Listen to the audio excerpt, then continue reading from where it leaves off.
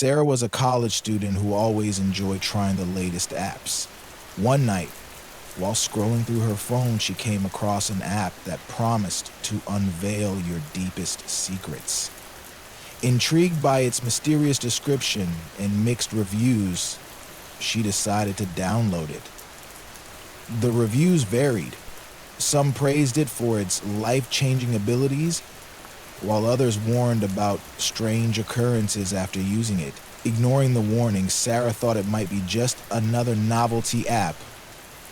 After filling out some personal details, her name, birthday, and favorite color, she clicked submit. The screen flickered and suddenly a chilling message appeared. "I know you, Sarah." At first, Sarah thought it was a glitch, but something about the words felt far too specific. She felt a cold shiver crawl down her spine, unsure of what she had just unlocked. Sarah attempted to uninstall the app, but it wouldn't allow her. The delete option was grayed out, and whenever she tried to force it off her phone, the app would reopen on its own.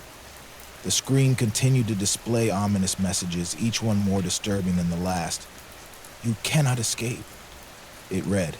The countdown timer began to tick down, its numbers glowing red.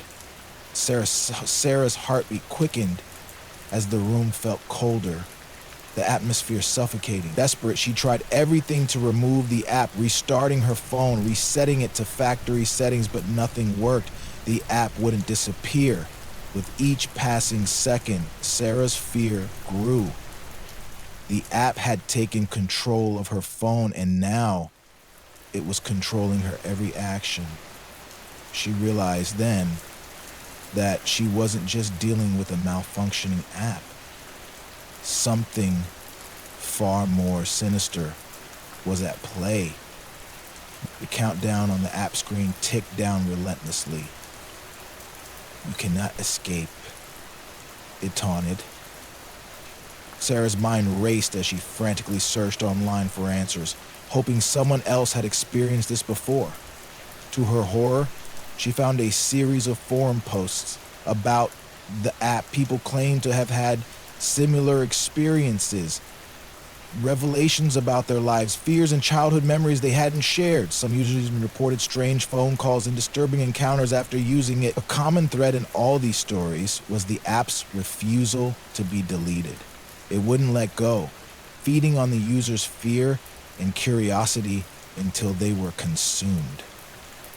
The more Sarah read, the more she realized the app was no mere digital tool.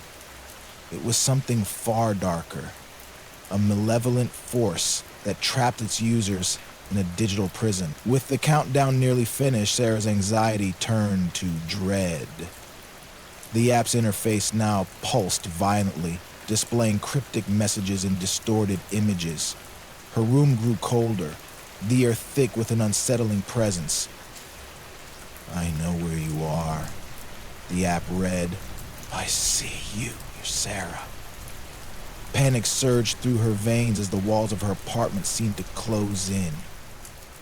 She could hear a faint whisper, as though the app's voice was coming from inside her head. The app knew everything about her, where she had been, who she had talked to, even the tiniest details of her day-to-day life.